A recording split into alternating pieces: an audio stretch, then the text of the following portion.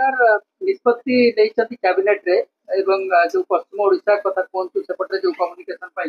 जमी दिया गला एयरपोर्ट रो विकास पाई केबोल देखते ओडिशा रो द्वितीय विमान बंदर जहा यशस्वी प्रधानमंत्री नरेंद्र मोदी द्वारा उद्घाटित होता एवं पश्चिम ओडिशा रो तथा केवल खाली पश्चिम ओडिशा नुहे छत्तीसगढ़ एवं झारखंड रो मध्य गोटे गोटे पार्ट रो गोटे गोटे अंशर एक मुख्य गमनागमन रो केन्द्र झारसुगुड़ा होती झारसुगुड़ा रो वीर सुरेंद्र साय विमान बंदर गत 7 तारिख दिन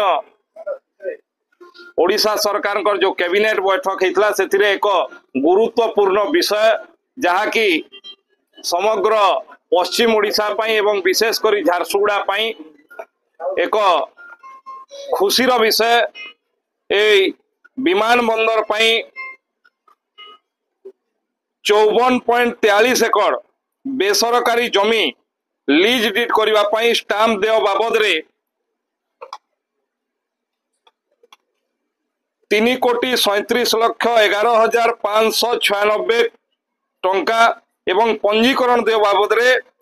1,34,84,638 टंका छाड़ करने कैबिनेट मंजूर करछंती जहा फल रे कि विमान बंदर संप्रसारण हो पारिबो एवं अधिक संख्यार से विमान उड़ी पारिबो विमान पार्किंग हो पारिबो। मु आपणकर माध्यम रे ओडिशार माननीय मुख्यमंत्री श्रीयुक्त मोहन चरण माझी को तांकर समस्त कैबिनेट सदस्यों को एवं राजस्व मंत्री श्रीयुक्त सुरेश पुजारी को अशेष अशेष धन्यवाद जनाऊँगी। पश्चिम ओडिशा वासी तरफ झारसुगुड़ा वासी तरफ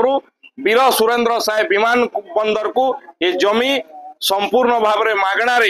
बिना स्टाम्प ड्यूटी रे बिना रजिस्ट्रेशन फीज रे देइथिबारु ये कैबिनेट मंजूरी करथबारु मु तांको धन्यवाद देवा पई चाहे। ये झारसुगुड़ा पई एवं पश्चिम ओडिशा पई ओडिशार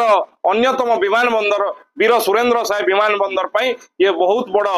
कथा एवं सेति पई मु धन्यवाद जणाइबे पई चाहे।